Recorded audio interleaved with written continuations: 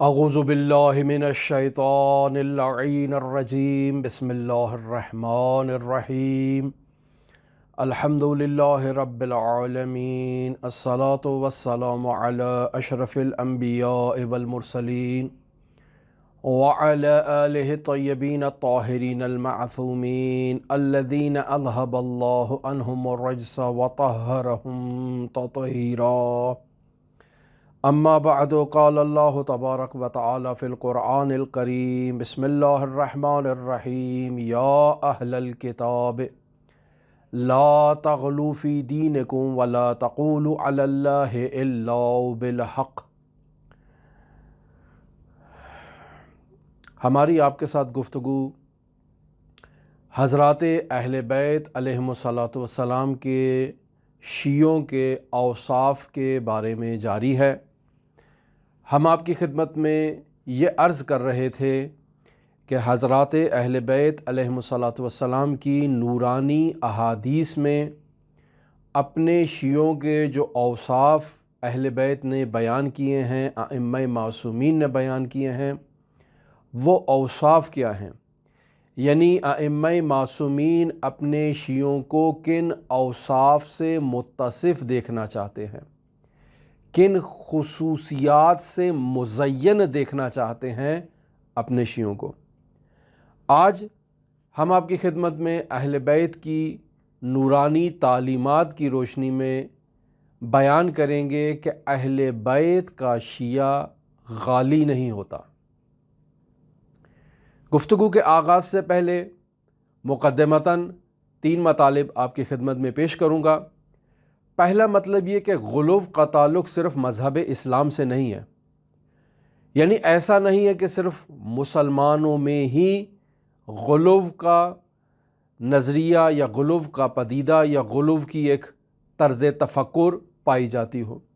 بلکہ دوسرے مذاہب میں بھی، جیسے آپ بودائیت لے لیں، یہودیت لے لیں، مسیحیت لے لیں، ان کے پیروکار بھی نظریہ غلو سے خالی نہیں ہے، یعنی ان میں بھی غلو پایا جاتا ہے۔ دوسرا نقطہ جس کی طرف توجہ ضروری ہے وہ یہ ہے کہ غلو کرنے والے کی ذاتی رائے کے نتیجے میں یا انفرادی رائے کے نتیجے میں وجود میں آتا ہے۔ اس غلو کا مذہب سے، اس مذہب کی آئیڈیالوجی اور اس مذہب کی تعلیمات سے کسی قسم کا کوئی تعلق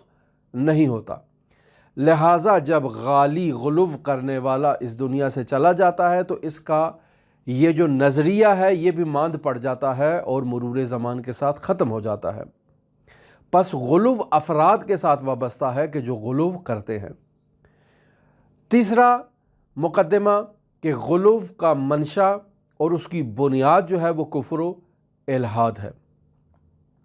ان 3 مقدمات کے بعد میں آپ کی خدمت میں بیان کروں گا کہ غلو لغت میں کسے کہتے ہیں۔ لغوی اعتبار سے زیادتی کرنے کو غلو کہتے ہیں، یعنی کسی چیز میں اضافہ کر دینا غلو ہے، یعنی کسی چیز کی مقررہ حد اور اندازے سے تجاوز کر جانا غلو کہلاتا ہے۔ دیکھیں، لسان العرب لغت کی ایک معروف کتاب ہے، اگر اس میں رجوع کیا جائے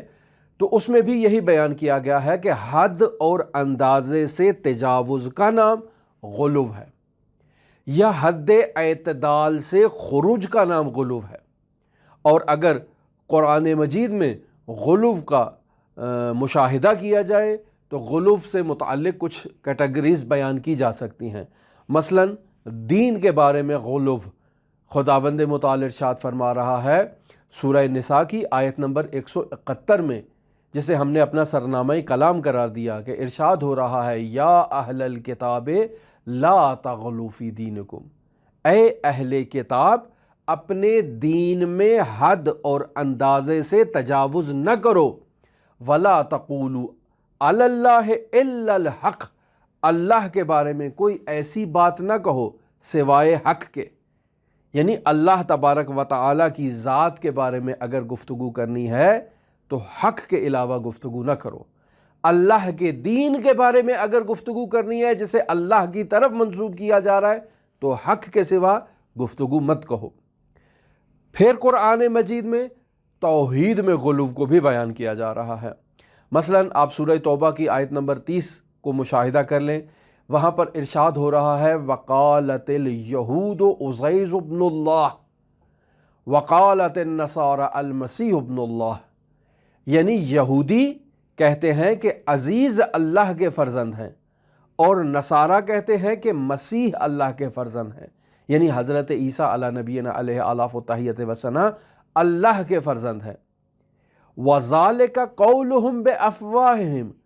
یہ کہنا کہ عزیز اللہ کے بیٹے ہیں یا عیسیٰ اللہ کے بیٹے ہیں، یہ ان کا اپنا قول ہے جسے یہ اپنی اس منہ سے جاری کر رہے ہیں، اس کا خداوند متعال سے کوئی تعلق نہیں ہے، یہ زبانی جمع تفریق ہے جسے یہ خود انجام دیتے رہتے ہیں۔ خداوند متعال نے کبھی کوئی ایسا پیغام نہیں بھیجا کہ عزیز یا مسیح اللہ کے فرزند ہے۔ پھر اگر ہم دیکھیں کہ توحید میں غلو کے بارے میں ہمارے علماء نے کیا بیان کیا ہے، الوہیت اور مرتبہ الوہیت میں غلو سے متعلق علماء نے 3-4 مراتب کو ذکر کیا ہے، میں آپ کی خدمت میں ذکر کرتا ہوں۔ مثلاً خارج میں موجود کسی شخص کی خدائی کا عقیدہ رکھنا، یعنی میں دیکھ رہا ہوں کہ فلاں شخص جو باہر موجود ہے، میں کہتا ہوں کہ یہ شخص جو ہے یہ اللہ تبارک و تعالیٰ کی ذات ہے، میرا یہ عقیدہ بن جائے کہ یہی شخص جو خارج میں موجود ہے یہی ازلی ہے، یہی ابدی ہے، یہی قدیم ہے، اور اس شخص کے سوا کوئی خدا نہیں ہے۔ انسان اگر ایسا عقیدہ رکھے تو یہ حقیقی الہ اور حقیقی خداوند متعال سے انحراف ہے اور کفر ہے۔ دوسرا مرتبہ کہ انسان خداوند متعال کی خدائی کو تو تسلیم کرتا ہے، لیکن اس خدا کے ساتھ خارج میں موجود کسی شخص کی خدائی اور کسی شخص کے واجب الوجود ہونے کا عقیدہ بھی رکھتا ہے۔ ایسا عقیدہ رکھنے والا شخص پہلے مرتبے پہ تو خداوند متعال کی ذات کے ساتھ کسی دوسرے شخص کو شریک قرار دے رہا ہے، ایسا شخص بھی کافر ہے۔ اس شخص سے مشرک کی نجاست کے بارے میں فقہاء نے فتویٰ بھی دیا ہے کہ یہ شخص نجس ہے، اور اس کا یہ شرک جو اس نے خداوند متعال کا کسی کو شریک قرار دیا ہے، یہ شرک بھی اسے کفر کی طرف لے کر جا رہا ہے، جس کا نتیجہ کفر ہے۔ لہٰذا ارشاد ہوتا ہے خداوند متعال کا سورہ مائدہ کی آیت نمبر 73 میں، بسم اللہ الرحمن الرحیم، لَقَدْ كَفَرَ الَّذِينَ قَالُوا إِنَّ اللَّهَ ثَالِثُ ثَلَاثَةٌ وَمَا مِنْ إِلَٰهٍ إِلَّا إِلَٰهٌ وَاحِدٌ، یقیناً وہ لوگ، یعنی وہ لوگ کون؟ وہ کافر جن کا یہ کہنا ہے کہ اللہ تین میں تیسرا ہے، ان کا یہ قول، حالانکہ اللہ کے علاوہ کوئی معبود نہیں ہے، اللہ کے علاوہ کوئی خدا ہی نہیں ہے، یہ ان کا قول ہے کہ اللہ تین میں تیسرا ہے، تو خداوند متعال ان کے قول کی بھی نفی کر رہا ہے۔ تیسری قسم غلو کی یہ ہے کہ انسان خارج میں موجود کسی شخص کے اندر خداوند متعال کے حلول کا عقیدہ کر لے اور نظریہ قائم کر لے۔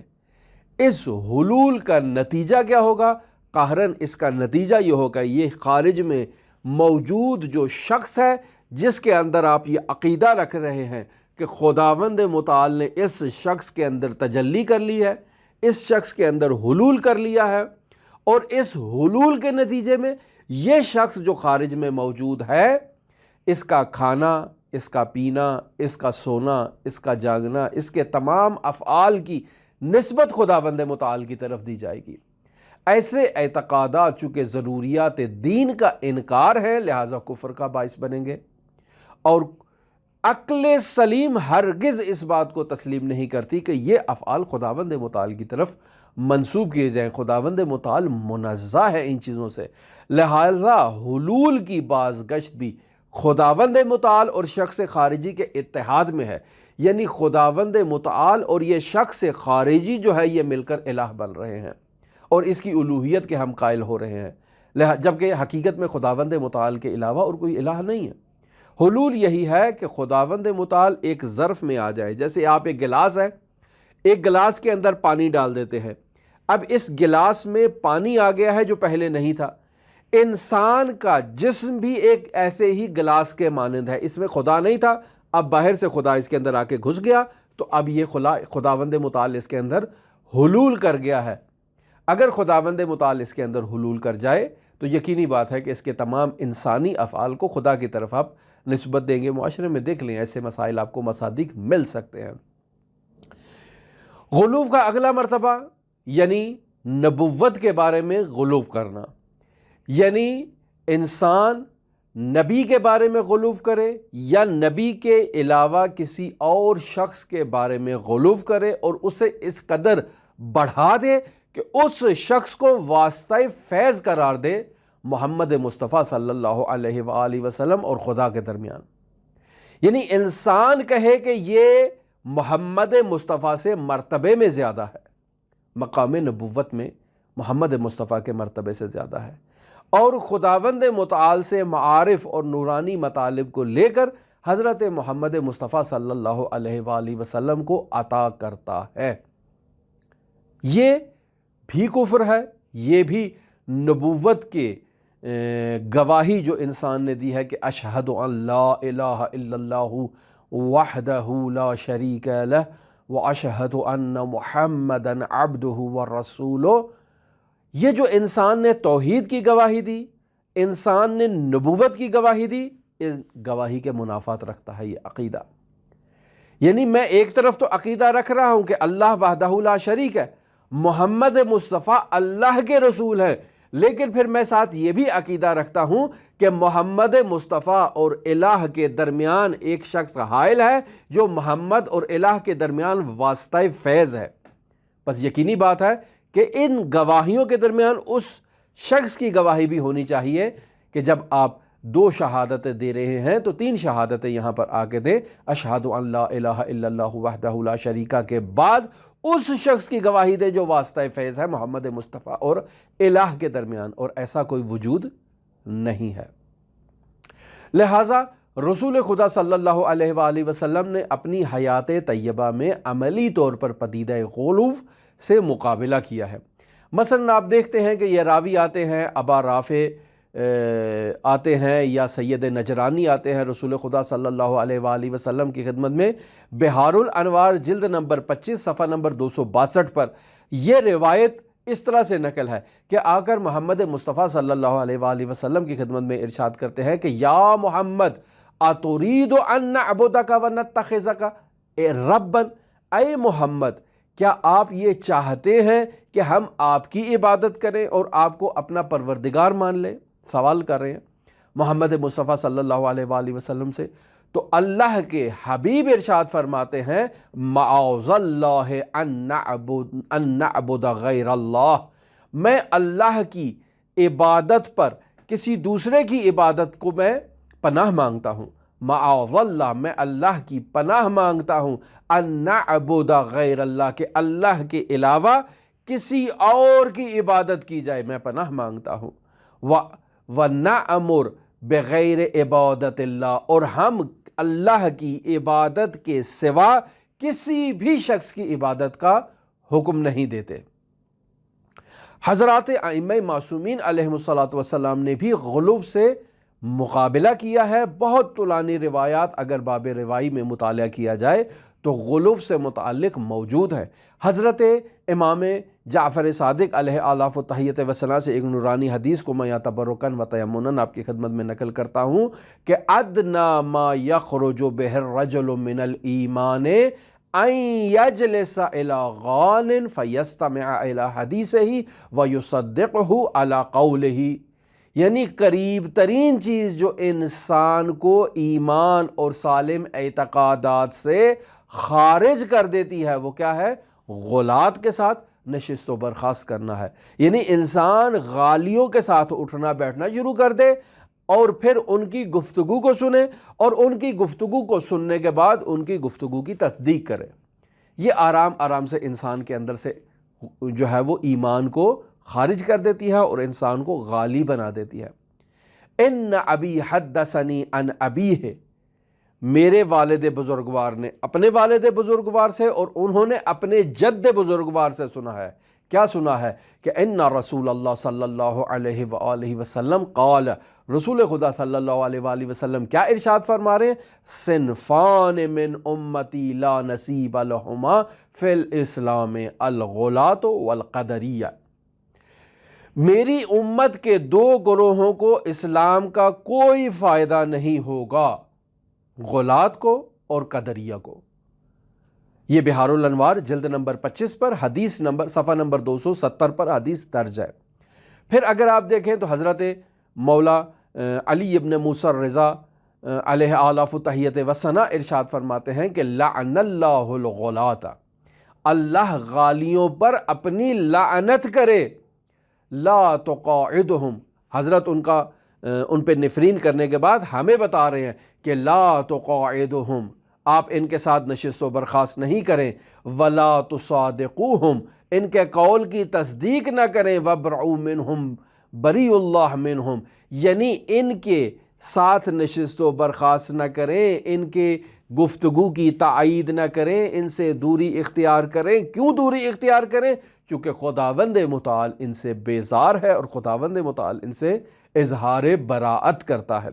بہار الانوار جلد نمبر 25 پر صفحہ نمبر 273 میں یہ حدیث بھی درج ہے۔ ہماری اس تمام گفتگو کا نتیجہ اور نچوڑ اگر نکالنا چاہیں تو وہ نچوڑ یہی ہے کہ اہل بیت علیہم الصلاۃ والسلام کے شیعہ کی یہ خصوصیت ہے کہ وہ ہرگز غلو نہیں کرتا ہے، یعنی توحید میں غلو نہیں کرتا ہے، نبوت میں غلو نہیں کرتا ہے، دین میں غلو نہیں کرتا ہے، اور جو دین حضرت محمد مصطفیٰ صلی اللہ علیہ وآلہ وسلم نے ہم تک منتقل کیا ہے، ائمہ معصومین علیہم الصلاۃ والسلام نے ہم تک وہ اقوال ذریعہ محمد مصطفیٰ پہنچائے ہیں، ہماری یہ ذمہ داری ہے کہ ہم دین کو انہی اقوال ائمہ معصومین علیہم الصلاۃ والسلام سے اخذ کریں۔ پس جس طرح سے اہل بیت علیہم الصلاۃ والسلام سے دشمنی خداوند متعال کے قہر و غضب کا باعث ہے، عین بالکل اسی طرح سے غلو کرنا بھی ان کی حقیقت کو بیان میں افراد سے کام لینا ہے اور خداوند متعال کے قہر و غضب کا باعث بنے گا۔ یعنی انسان توحید میں غلو کرے، انسان دین میں غلو کرے، انسان نبوت میں غلو کرے، انسان ائمہ معصومین علیہم الصلاۃ والسلام کی شان و شوکت اور منزلت کو بیان کرتے ہوئے بھی غلو کرے تو خداوند متعال کے قہر و غضب کا باعث بنے گا۔ پس اہل بیت کی شناخت اور اہل بیت علیہم الصلاۃ والسلام کی معرفت میں خداوند متعال کی جانب سے بیان شدہ فضائل کو بیان کرنا چاہیے۔ یعنی جب ائمہ معصومین علیہم الصلاۃ والسلام کی فضیلت اور شان میں اس قدر احادیث موجود ہیں، احادیث قدسیہ موجود ہیں، آیات موجود ہیں، روایات موجود ہیں، تو ہمیں اپنی طرف سے فضائل گھڑنے کی کیا ضرورت ہے؟ ہمیں معرفت میں اسی معرفت کو انتخاب کرنا ہے، اسی معرفت تک پہنچنا ہے جس معرفت تک خداوند متعال، محمد مصطفیٰ صلی اللہ علیہ وآلہ وسلم اور ائمہ معصومین علیہم الصلاۃ والسلام کی نورانی احادیث ہمیں پہنچا رہی ہیں۔ خود سے مطالب کو گھڑنے کی، خود سے مطالب کو بیان کرنے کی کوئی ضرورت نہیں ہے۔ خلاصہ یہ کہ اہل بیت علیہم الصلاۃ والسلام کی الوہیت کا عقیدہ رکھنا یہ ہرگز شیعوں کا وتیرہ نہیں ہے۔ شیعہ ہرگز اہل بیت علیہم الصلاۃ والسلام کو الہ نہیں مانتے ہیں، اہل بیت علیہم الصلاۃ والسلام کو خدا نہیں مانتے، ان کی خدائی کا دعویٰ نہیں کرتے، لیکن اس کے ساتھ ہی ساتھ شیعہ یہ بھی عقیدہ رکھتے ہیں کہ اہل بیت علیہم الصلاۃ والسلام خداوند متعال کی صفات جلال، صفات جمال کا مظہر ہیں۔ اگر خداوند متعال موجودات میں کسی موجود پر نظر کرم کرے تو ان میں اتم ترین مصداق جو خداوند متعال کی صفات کی تجلی کا مظہر اتم قرار پائے وہ حضرات معصومین علیہم الصلاۃ والسلام ہیں۔ اور اسی گفتگو کے نتیجے میں آپ کی خدمت میں رسول خدا صلی اللہ علیہ وآلہ وسلم کا ایک نورانی جملہ نقل کر کے اپنی گفتگو کو اختتام دیتا ہوں کہ رسول خدا حضرت سید الاوصیاء امیر المؤمنین علی ابن ابی طالب علیہ آلاف و تحیت و ثنا کو مخاطب قرار دے کر ارشاد فرما رہے ہیں کہ انت فی الجنت یا علی، اے علی آپ جنت میں ہوں گے، صرف آپ ہوں گے، و شیعاتوں کا، اور آپ کے ساتھ آپ کے شیعہ بھی جنت میں ہوں گے، و محب شیعات کا، اور آپ کے شیعوں سے محبت کرنے والا بھی آپ ہی کے ساتھ جنت میں ہوگا، و عدو کا، آپ کا دشمن، والغالن، اور غالی فی النار، جہنم میں ہوں گے۔ پس اس نورانی حدیث کو جسے رسول خدا صلی اللہ علیہ وآلہ وسلم نے بیان فرمایا ہے، اور مرحوم علامہ مجلسی رحمۃ اللہ علیہ اس نورانی حدیث کو بحار الانوار کی جلد نمبر 25 میں صفحہ نمبر 265 پر حدیث نمبر 4 کے تحت درج کر رہے ہیں۔ اس حدیث میں بھی رسول خدا صلی اللہ علیہ وآلہ وسلم نے غالیوں کو شیعوں سے الگ کر دیا ہے اور فرمایا کہ اے علی آپ بھی جنت میں ہیں، آپ کے شیعہ بھی جنت میں ہیں، آپ کے شیعوں سے محبت کرنے والے بھی جنت میں ہیں، لیکن آپ کا دشمن بھی جہنم میں ہے، اور آپ لوگوں کے بارے میں غلو کرنے والا شخص بھی جہنم کی آگ میں جل رہا ہوگا۔ تو ہماری دعا ہے کہ خداوند متعال ہمیں حضرات اہل بیت علیہم الصلاۃ والسلام کی نورانی معرفت جو حضرات اہل بیت علیہم الصلاۃ والسلام سے دعاؤں میں، زیارات میں، زیارت جامع کبیرہ میں نقل ہوئی ہے، ہمیں ان نورانی معارف کو صحیح معنی میں سمجھنے کی توفیق عطا فرما۔ پروردگار ہمیں حقیقی معنی میں اہل بیت علیہم الصلاۃ والسلام کے شیعوں اور اہل بیت علیہم الصلاۃ والسلام کے محبین کی فہرست میں شمار کر، تاکہ ہم حضرات اہل بیت علیہم الصلاۃ والسلام کے ساتھ محشور ہو سکیں۔ پروردگارہ ہمیں اہل بیت علیہم الصلاۃ والسلام کے نورانی معارف کی تبلیغ کرنے کی توفیق عطا فرما۔ اللہم صلی علی محمد و آل محمد وعجل فرج قائم آل محمد۔